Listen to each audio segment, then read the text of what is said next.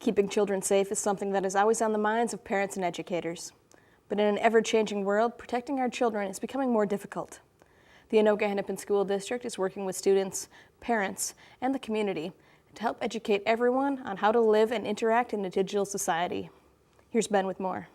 3 years ago, the Anoka-Hennepin School District began to take a look at how to teach their students what it meant to be a good digital citizen.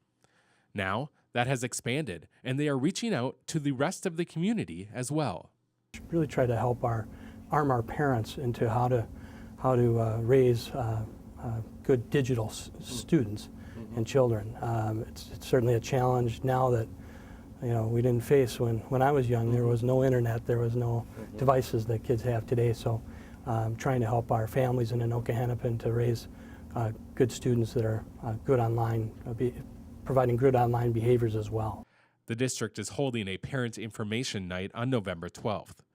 In the past, this has only been offered to middle school parents. This year, the free class is being offered to any adult who lives in the district.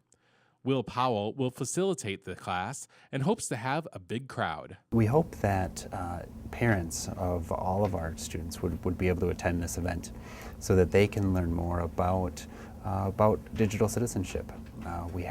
We know that a large number of our students are online in one way, form or another, and that about 3/4 of them have cell phones, that have texting. And so we hope that parents are going to engage us in a conversation that night, and we can give them tools that will help them keep their students safe at home. One of Will's main messages to parents is to start early. Conversations about online netiquette can start as soon as children start using devices. We talk with parents about start at a young age. We know that their kids are going online in a very early age, young kids using iPads, things like that. So we want to make sure that they're having netiquette discussions or online manners. How do you treat others in the online world before they actually get there? Also, who can they speak to in an online world? And then as that student gets older, we're encouraging parents to make an online presence for themselves so that they can go to these websites and have an understanding for the different features that their student will be using. Will really wants to be able to give parents tools and tips for how to raise good digital citizens. And some of the ideas he shares are very basic, but can have a big impact. Some basic things that some parents have even taught me, such as cell phones in the kitchen at 7 o'clock at night so that they're charging. Getting those devices out of the bedrooms of those children after a certain time at night, I think is a great idea, and many parents have shared with me. Once a family has an understanding surrounding what the children are allowed to do online and how they are allowed to act, then that can help parents who always feel like they are one step behind. Facebook early adopters were, students in college. And then we have now, a lot of the adopters now are the parents, and now their children have moved on to Instagram and to Snapchat. And so it's a great question because it's a really hard thing to do. And so what we would like to make sure is that the family has a conversation about their rules, about online sharing in general, about number of hours with the screen time.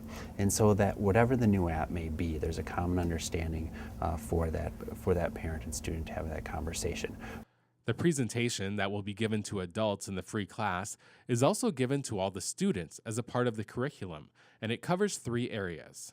It starts off with online predators, revealing too much, and then cyberbullying. And with each segment, it provides a little bit of information about what that topic is, and then it reinforces it with a video. With our younger group, it's a animation. With our older group, it's a reenactment. And then finally, it talks about what can you do, basically some takeaways, action steps. And from what Principal Blodgett has seen, the students are very engaged in learning about this topic. When I've been in the classrooms when this presentation's gone on, kids are engaged.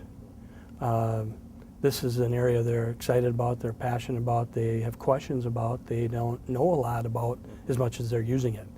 So when we're talking to them, it might be about what they're choosing to create as a screen name, or how they set privacy settings to keep themselves safe online, what to think about when you're on a social media site or texting, how do you treat other people? How do you want to be treated? What happens if you're than in some way being bullied online. What do you do? Things like that, and the kids are very engaged, participate. We've even left them with a homework assignment to go home and Google themselves and check their privacy settings and such. As access to the online world only increases for students, school districts and parents will need to continue to learn how to teach students the important life skills that they will need to stay safe and become successful young adults. They're on these sites and these tools and texting all the time, and we don't think about having to teach them how to make good choices in that arena. We have to think about teaching them other academic subjects, but this is really a life skill that all of us need to learn these days in a digital world that we're in. For North Metro TV News, Ben Hale reporting.